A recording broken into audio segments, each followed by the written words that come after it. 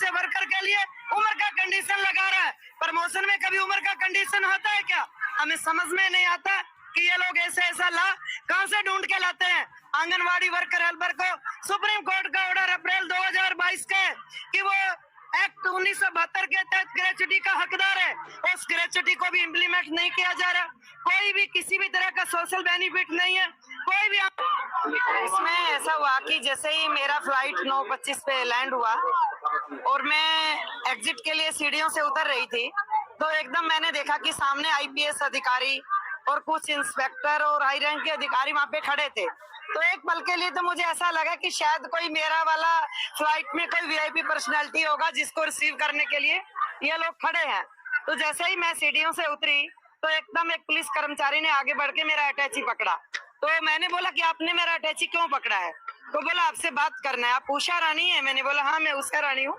तो बोला आप आंगनवाड़ी का नेशनल प्रेसिडेंट है? मैंने बोला हाँ मैं आंगनवाड़ी का नेशनल प्रेसिडेंट हूँ। तो बोला आपसे बात करना है, बात करने के बगैर आप जा नहीं सकते हैं। तो वो लोग मुझे साथ में लेके उनका जो बाद में मैंने उसको पढ़ा कि वो इंटेलिजेंसी का रूम था, वहाँ पे जो एयरपोर्ट के अंदर में जो बना हुआ है कैबिन, उसके अंदर मुझे लेके गए और आईपीएस ने मुझे बोला कि ऐसे ऐसा असम में तनाव है और असम में सीए को लेके प्रोटेस्ट है, तो हम चाहते हैं आप कोई भी सीए के ऊपर बात नहीं करेंगे, आप कोई ऐसा भड़काऊ भाषण नहीं देंगे जिससे लोग उकसावे में आ जाएं या लोग ज्यादा उग्र हो जाएं। हमने बोला ऐसा तो हमारा ट्रेड यूनियन में कभी उग्र करने के लिए तो ट्रेड यूनियन की तरफ से तो कभी प्रयास नहीं होता है। उग्र भी करता है तो पुलिस करता है या पुलिस की ओर से ही होता है, आंगनवाड़ी या किसी भी ट्रेड यूनियन की ओर से ऐसा नहीं होता है।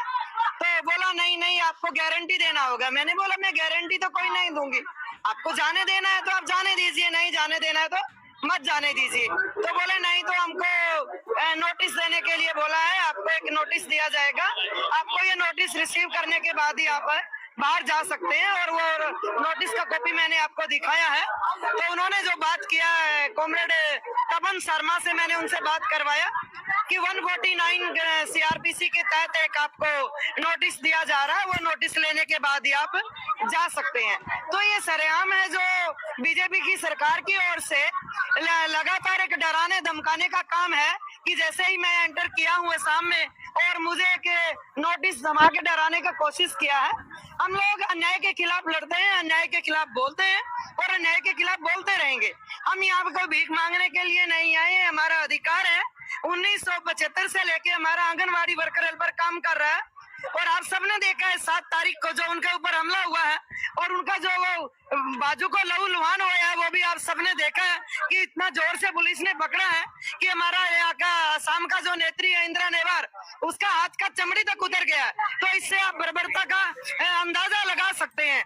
जिस राज्य का महासचिव का पुलिस का अटैक से हाथ का चमड़ी भी उतर जाए तो उस आंगनवाड़ी फेडरेशन का राष्ट्रीय नेत्री का इतना जिम्मेवारी बनता है कि वो राज्य में आके अपना जो आंदोलन चल रहा है अपने কমিশনারে বলে নির্দেশ দিছে না জানো, মই নির্দেশ চোৱা নাই, কিন্তু কৈছে যে কড়া নির্দেশ দিছে ইলেকশন বিএলও ডিউটি নকৰিলে এলোকৰ বিৰুদ্ধে একশন ল'ব। মই প্ৰত্যাখ্যান।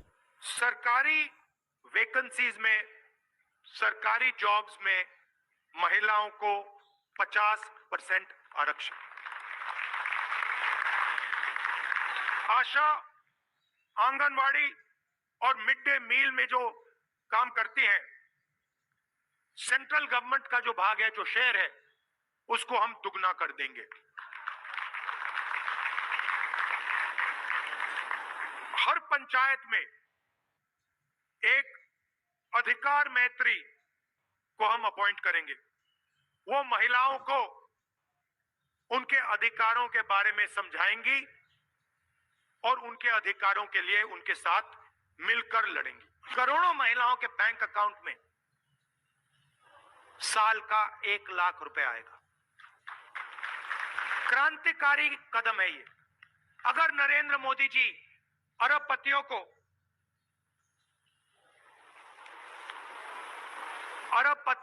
16 लाख करोड़ रुपए दे सकते हैं, तो हम करोड़ों महिलाओं को 1 लाख रुपए दे सकते हैं।